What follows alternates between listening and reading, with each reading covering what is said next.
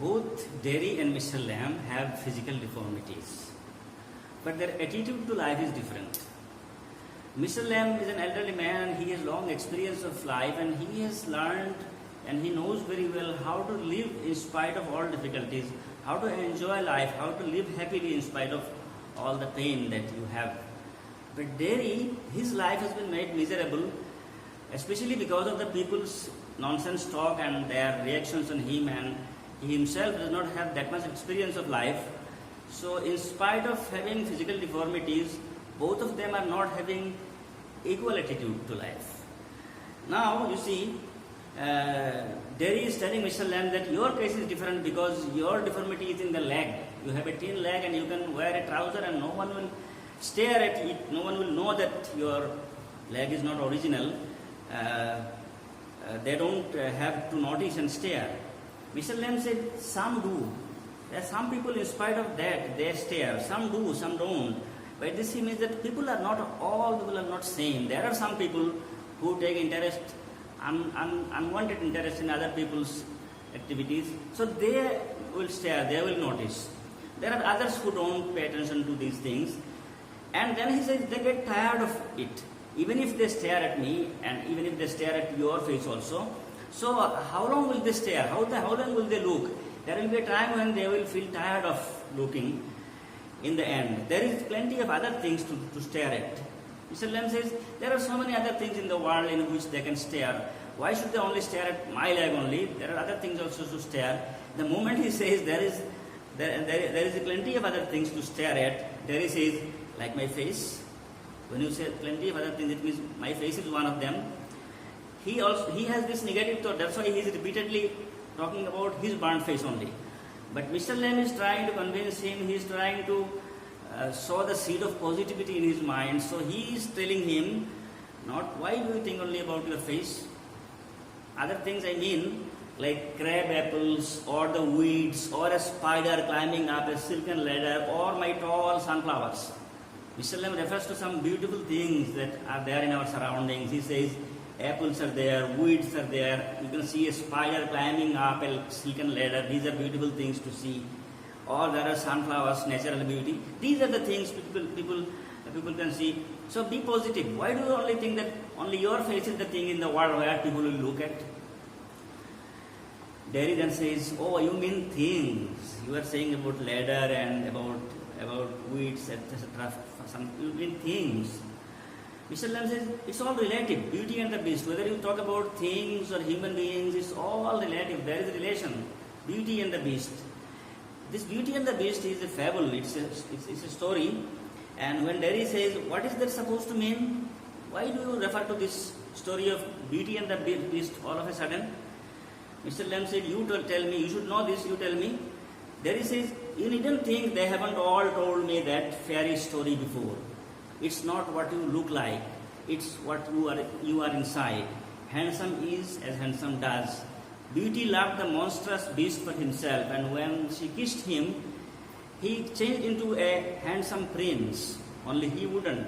He would have stayed a monstrous beast. I want change. There is, I know this old story. Don't think that these people have not told me. They have told me all these things. That's why I say they always pretend.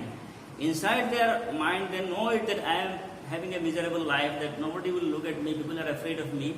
But outwardly they tell me that beauty is what you have inside. Beauty is not in your look. What you are inside, that is the actual beauty. Handsome is as handsome does. If your actions are handsome, then you are handsome, no matter whether you are having a handsome face or not. This is what people lecture before me. So I know these things. These are all, they say all these things just to console me. They are all fake things. And then Derry continues. He says, I know the story that people told me about Beauty and the Beast. What is the story? The story is that Beauty loved the monstrous beast. There is a fable in which the story is like this, that Beauty, a girl, she loved the monstrous beast. Monstrous beast, a beast, an animal who was very terrible, very cruel, very dangerous. So this dangerous animal in one hand and Beauty on the other hand, this Beauty loved the monstrous beast for himself, and when she kissed him, the moment Beauty kissed the monstrous beast, The monstrous beast, because of the impact of beauty's kiss, he changed into a handsome prince. This is the story people tell me, and they say that such is the result of the touch of a beautiful thing. But I don't believe it. This beast will remain a beast. That is the fact. In the same way, I also will remain the same that I am now. I won't change. Mr. Lamb says, in that way, no, you won't. Yeah, I don't say that instantly you will also change. Suddenly your burnt face will become very smooth and charming. No, that will not happen. I agree. Then there he says, and no one will kiss me ever. I cannot think of anyone kissing me. No one will ever kiss me ever. Only my mother, and she kisses me on the other side of my face, and I don't like my mother to kiss me. She does it because she has to. Why should I like that? I don't care if nobody ever kisses me. This is a very sad part of the story, that he says that no one will ever kiss me, only my mother kisses me, and she also kisses me on the other side of my face. On the burnt face she doesn't. And she kisses me because she is my mother. She has no other choice. It is quite natural for her to kiss me. So I don't want anyone to be under this kind of compulsion and kiss me.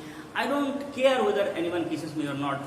And earlier also we found that there is defiant. This is an example that he defies. He doesn't care about how other people feel about him. He doesn't need anyone's sympathy, etc. Even his mother's kissing him on the other side of the face, that also pains him. So he says, no one, I don't bother about whether anyone kisses me or not. See how Mr. Lamb is reacting very nicely when he says, I don't care if nobody ever kisses me. Mr. Lamb says, but do you care if you never kiss them? Okay, nobody kisses you, you don't bother whether one kisses you or not. But whether you kiss other people or not, don't you bother about that? Then he says, what do you mean? When you say, do you care if you never kiss them? Who are those people? What?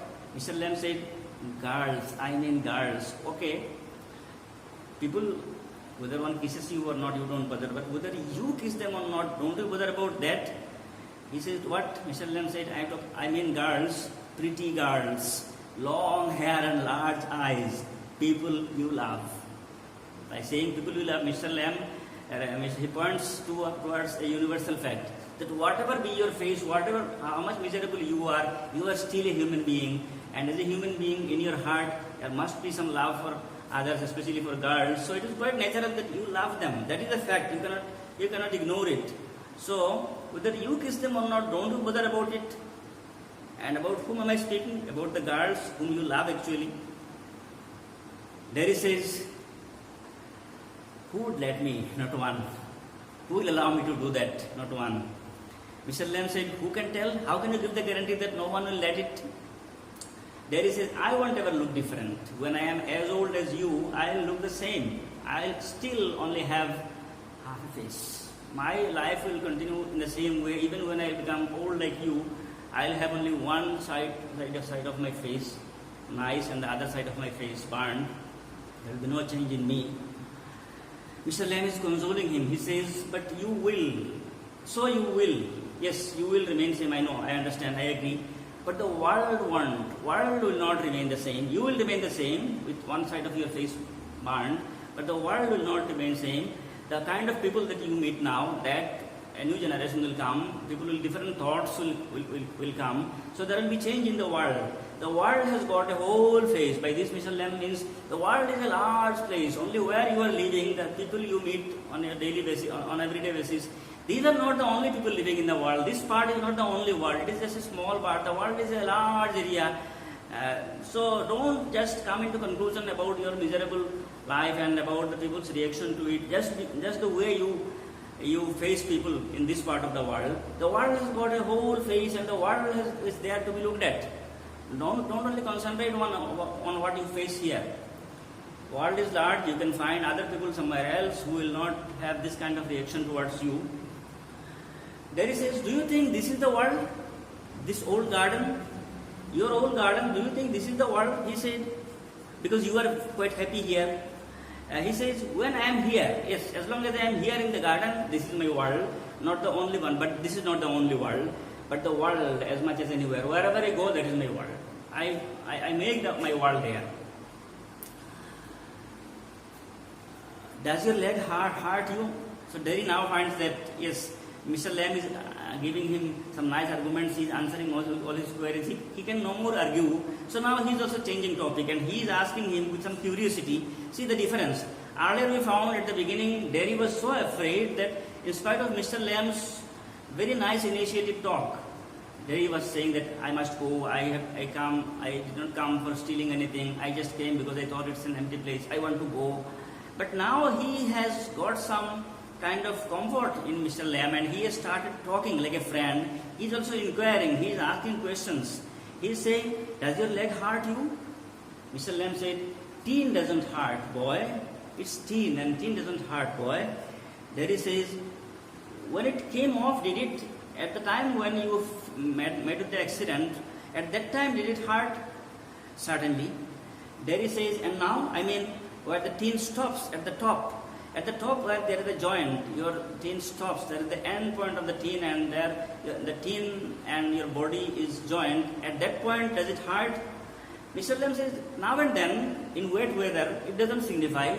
He is again conveying a message to Derry that yes, some difficulties, some pain are essential in life. You will face it. You should not give it this much of priority. Yes, sometimes it does. In wet weather, especially during rainy days, it happens, but it is not that great. I don't pay that much attention to it. Derry says, oh, that's something else, they all say. Yes, I now remember. People tell me some other things. Derry has now got an opportunity and whatever pains he has in his heart, whatever pains people have inflicted on him, all the things he is sharing with Mr. Lamb one after another. And he is now telling Mr. Lamb that, oh, that's something else, they all say. People also tell me this thing. What is it? He says, people say, look at all those people who are in pain and brave and never cry and never complain and don't feel sorry for themselves. The way you are saying that your teen, it sometimes hurts and still you don't give it much priority, it is quite natural for you. In the same way, people tell me that there are other people who are also in pain, but in spite of being in pain, they are very brave and they never cry, they never complain and they don't feel sorry for themselves. That is how they are living life. This is how people console me. Mr. Lamb says, I haven't said it. I haven't told you this thing. If they have said it, it's okay. Don't say that I am also saying. I am talking about myself only. Yes, I manage it. In spite of pain, I live life happily. If they have told it, they are saying only. But Mr. Lamb is actually inside his heart, he is also happy that yes, people have told something good to him. This we will find in the next part. And then he said, people also tell me, he continues what people tell him. He says, people also tell me, and think of all those worse, all those people worse off than you. There are people whose situation is much worse than your situation. Your face is burned, only one side of your face is burned, nothing else. There are people who are much worse than you. Who are those people? They say that, think, you might have been blinded. There are people who are blind, who cannot see. Their situation is much worse. You can see things, you can see who is coming, where is what, you can move, you can see. But there are people who cannot even see. You are not like them. There are people who are born deaf. There are people who cannot hear. They don't have the ability of hearing since birth. That deformity they have. You don't have it. Or you might have to live in a wheelchair. There are people who cannot move, who cannot walk. They live in a wheelchair. You are not like that. Or be deft. Deft means D-A-F-T. Deft means silly. It means idiot. Very poor intelligence. There are people who are, you can see they move about here and there and they cannot talk properly. They cannot respond to people. They don't understand people, make fun of them. They have very low IQ and they have little intelligence. They are idiots. So you might have been like that, but you are not like them. Or dribble. Dribble means it is about those idiotic people who have no intelligence and they are they have little IQ, and that's why when they walk they can't take care of their own cloth also. You can see sometimes people walking naked and even saliva coming out of their mouth and it is flowing down. That is called dribble. Dribble means saliva coming out of your mouth and flowing down. There are people like that who are walking on the street. They even the members of the family, they cannot control them. they are having so miserable a life. Your life is not like that. These people are living much worse, having much worse situation than yours. There he says, this is how people convince me. And then Mr. Lamb says, and that's all true, and you know it. Yes, these are true things. There are people whose life is much more miserable than yours. There are people who dribble. There are people who are daft in head. There are people who cannot move, who live on wheelchair. There are people who are blind. There are people who are born deaf. You are not like them. That is true.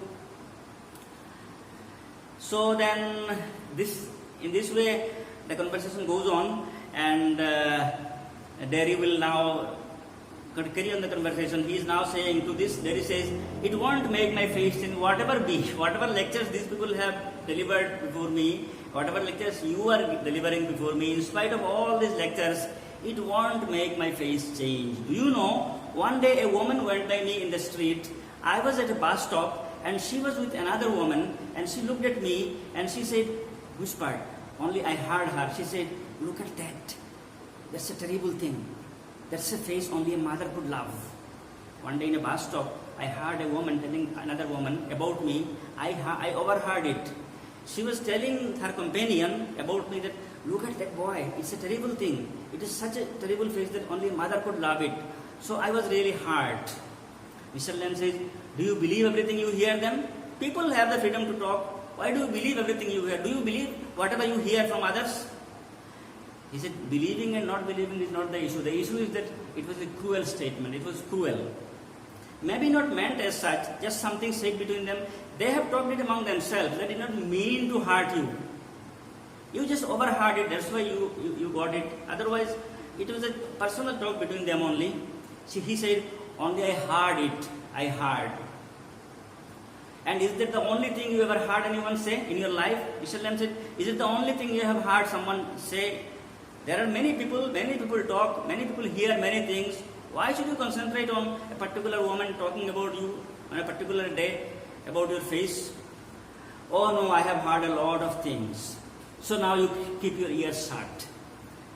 Mr. Lamb said, if you hear a lot of things and all these things make your life miserable, then the best thing is that keep your ear shut. Shut your ear. Don't allow your ear to listen to anything.